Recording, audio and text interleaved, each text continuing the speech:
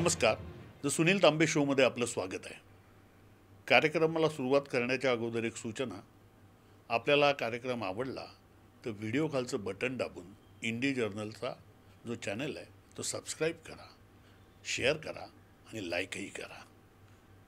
उद्धव सेना आणि शिंदे सेना या दोन शिवसेनांनी शिवसेनेचा 57वा वर्धापन दिन साजरा केला.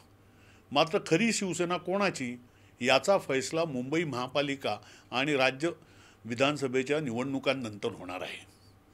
आमदार आणि खासदारांचं संख्याबळ पाहिलं तर आज शिंदे सेनेचं पारडं जड आहे.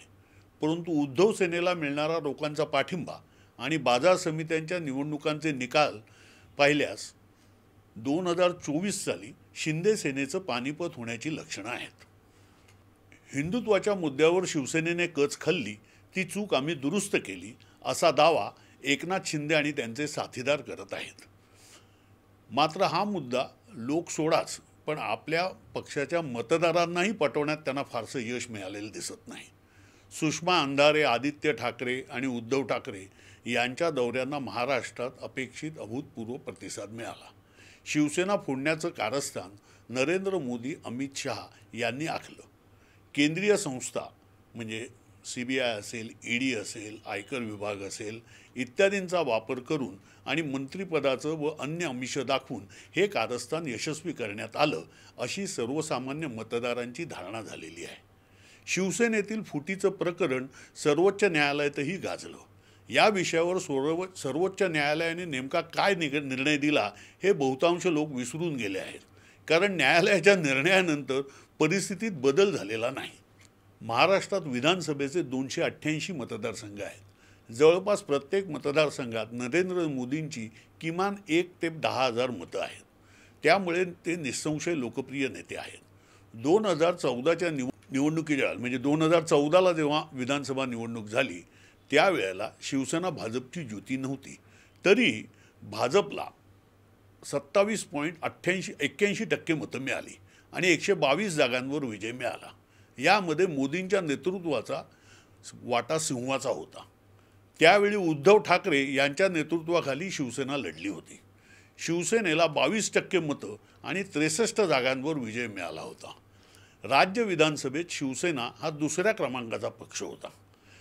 शिवसेना पक्षप्रमुख उद्धव ठाकरे यांचं हे यश होतं. या यशात एकनाथ शिंदे यांचा वाटा केवळ खारीचा होता असंच म्हणता येईल.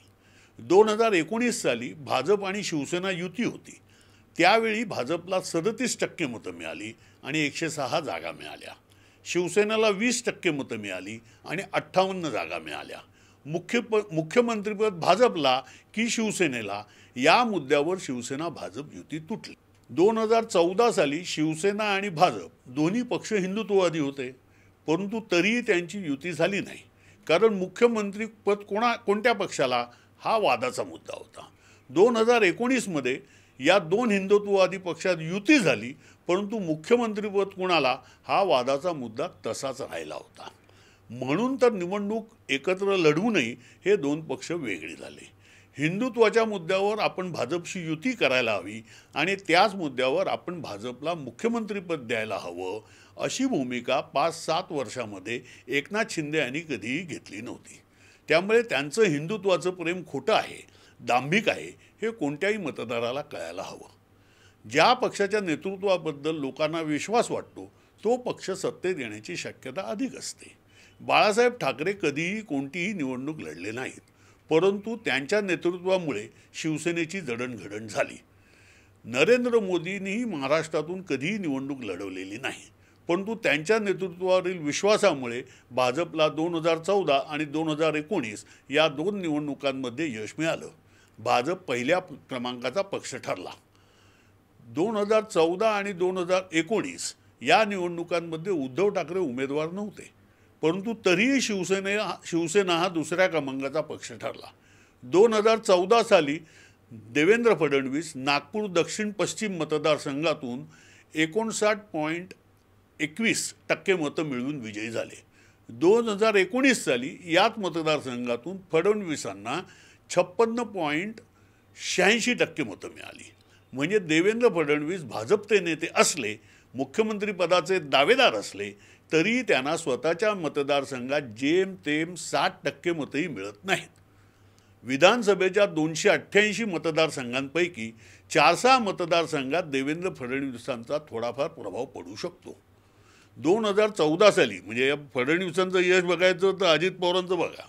2014 साली अजित पवार यांना बारामती मतदारसंघातून 65.98% मतं मिळाली होती आणि 2019 साली त्यांना 83.24% मतं मिळाली होती. म्हणजे नुसता मतदारसंघाचं म्हटलं तर अजितदादांचा त्यांच्या मतदारसंघात जेवढा प्रभाव आहे त्याला आपले देवेंद्र फडणवीस पासंगालाही पुरत नाही. एकनाथ शिंदे यांचं म्हटलं तर एकनाथ शिंदे यांना त्यांचा मतदारसंघ वगळता ठाणे जिल्ह्यातच फक्त मतदार ओळखत असतील. त्यांची राजकीय ताकदही 4-6 मतदारसंघांनी एवढीच असू शकेल.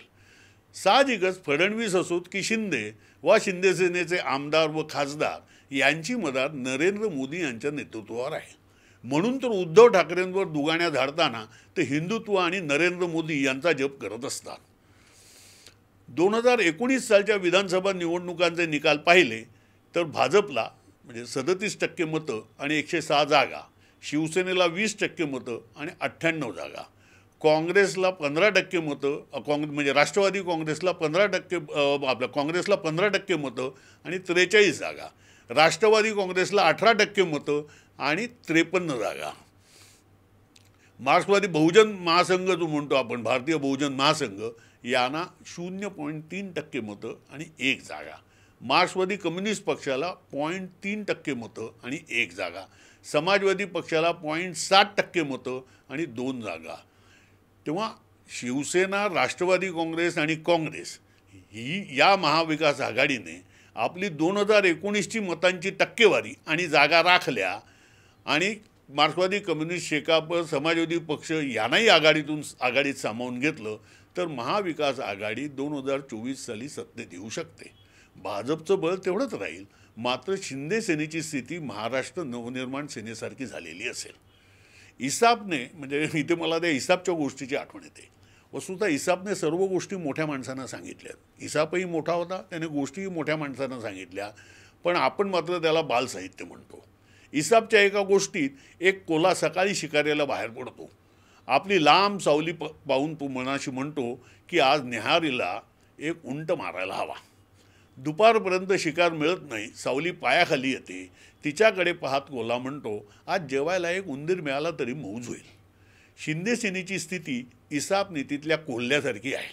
नरेंद्र मोदींच्या प्रकाशात त्यांना आपली सावली लांब दिसते आहे, त्यामुळे ते शिवसेनेला आव्हान देण्याची भाषा करतात. परंतु निवडणुकीच्या वेळेला 4-6 जागांवर यश मिळालं तरी ते आनंद साजरा करतील. आपल्याला एपिसोड कसा वाटला हे कमेंटमध्ये अवश्य लिहा. हा कार्यक्रम सबस्क्राईब करा, शेअर करा आणि इंडी जर्नलला शक्य तेवढी मदत करा. धन्यवाद.